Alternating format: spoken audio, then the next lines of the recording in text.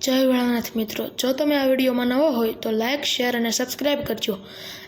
આપણે ગયા વિડીયોમાં પણ પાળિયાદ વિસામણ બાપુની જગ્યાની વાત કરી હતી।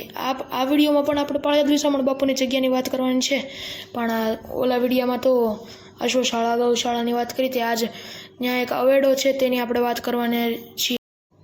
પાળિયાદ વિસામણ બાપુની જગ્યામાં એક અવેડો છે, જ્યાં દર 3 વર્ષે ગંગા મૈયા પધારે છે। ત્યાંથી જે ગંગા મૈયાનું પાન કરે છે તેને હરિદ્વાર જવાની જરૂર પડતી નથી। દર 3 વર્ષે ગંગા મૈયા પધારે છે। ગોમા કાંઠે આવેલા પાળિયાદ ગામમાં દર અમાસે લાખોની સંખ્યામાં માણસો આવે છે। શ્રદ્ધાળુઓ માનતાઓ, બાધાઓ બધું રાખે છે, તે પૂર્ણ પણ થાય છે। વિહળધામ પાળિયાદમાં બાપુએ ઘણા પરચા પણ પૂરેલા છે। એમાંથી 3-4 પરચા આવી રીતના પણ છે।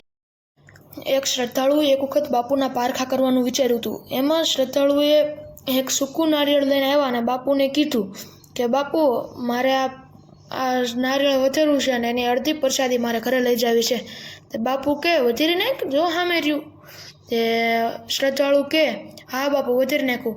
તે બાપુ કે લાઈને હું વધેરું। બાપુએ આમ નારિયેળ આમ પથ્થર ભેગું પસાડ્યું અને એમાંથી પાણીના સાટા ઉડ્યા। તે શ્રદ્ધાળુને ખબર પડી ગઈ કે બાપુના પારખા ન કરાય કોઈ દી। બાપુએ મૂંગાને બોલતા કર્યા છે અને વાંજિયાને પણ પુત્ર આપ્યા છે। પાળિયાદમાં બાપુએ ઘણા પરચા પૂરેલા છે, જેમાંથી 2-3 તો મેં તમને કીધા। હજી જો મને મળશે તો હું તમને આગલા વિડીયોમાં કહી દઈશ। આજના વિડીયોમાં આપણે ઘણું હજી કહીશું, તમે છેલ્લે લગી બના રહેજો। એક વખત જ એવો પરચો પણ બાપુનો હતો। એક શ્રદ્ધાળુએ 100 રૂપિયાની માનતા કરેલી હતી। પહેલાંના 100 રૂપિયા એટલે કે લાખ રૂપિયા જેવું। એ 100 રૂપિયાની માનતા કરી હતી। શ્રદ્ધાળુને એમ કે બાપુને ક્યાં ખબર પડવાની, હાલો ને હું બહાર અડધા 50 રૂપિયા હું બહાર દાટી દઉં તો બાપુને ક્યાં ખબર પડવાની। 50 રૂપિયા બહાર ડેલી બહાર દાટતો આવું રહ્યો ને બાપુને ક્યાં કાંઈ ખબર જ પડવાની છે।